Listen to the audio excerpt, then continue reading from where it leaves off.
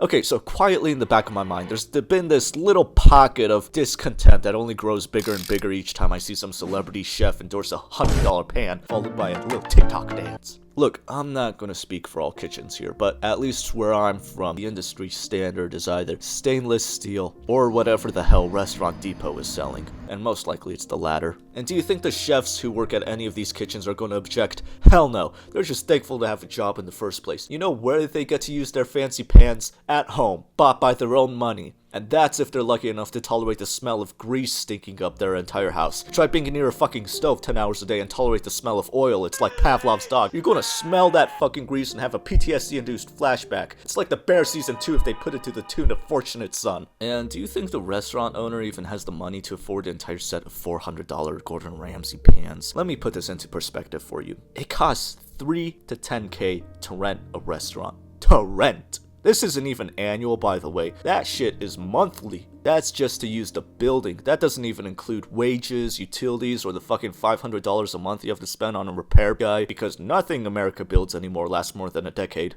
None of the restaurants you go to are doing as well as you think they are, unless there's multiple locations. Unless the restaurant owner managed to find an angel investor and get a second location going, it's safe to say that the place has an expiration date on it. But sometimes you get these weird one-off places that are ran entirely by a manager, and the owner only has to do administrative duty, and they make enough to live decently, and it's like, what the fuck kind of arcane magic are you pulling off here? Who the hell are you? You're telling me that you're able to afford rent for 2 separate buildings and you're not depressed? Look, those are the kind of places that get you to afford stainless steel pans, because they are expensive. But they're great though. Not if you're a home cook though.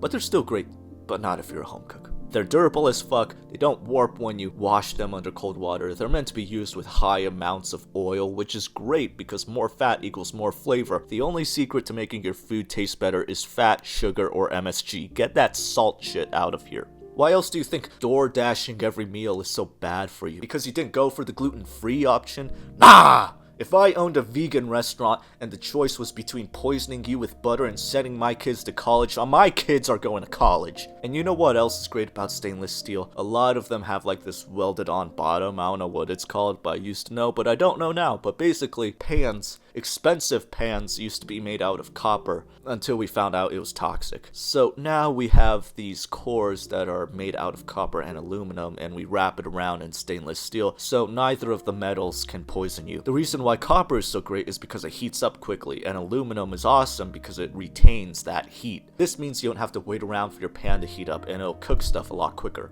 But this is bad news for you if you're a home cook, because most home cooks like to overcook everything because raw meat is scary. So you're gonna have a bunch of burnt stuff at the bottom, and you're gonna be like, man, this thing is just eating up all my oil. And then you're gonna end up with an egg covered in like 2,000 calories worth of fat. And then you see your buddy Scooter after 10 years, and he's like, man, you really let yourself go. And then you're like, I don't know how the fuck this happened. All I eat is just turkey bacon and white fish. And he goes like, bro, it's okay, you don't need to lie to me. We're all at that age now where we all get a bit pudgy. But then you retaliate, and he kind of just spends the rest of the evening awkwardly beating around the bush because you're still acting out. And then before you know it, you've lost your best friend in the world and you've become a stranger to yourself. Look, what I'm trying to say is that if you're one of those people who buys a $30 Teflon pan from Walmart, scratches it up, and buys a new one the next year, that's fine. You're pretty much on par with a lot of small restaurants. I mean, maybe invest in a wooden spatula and stop washing your pan under cold water while it's still hot. And it'd also help if you didn't overcook everything so often, because the high heat is going to warp the metal.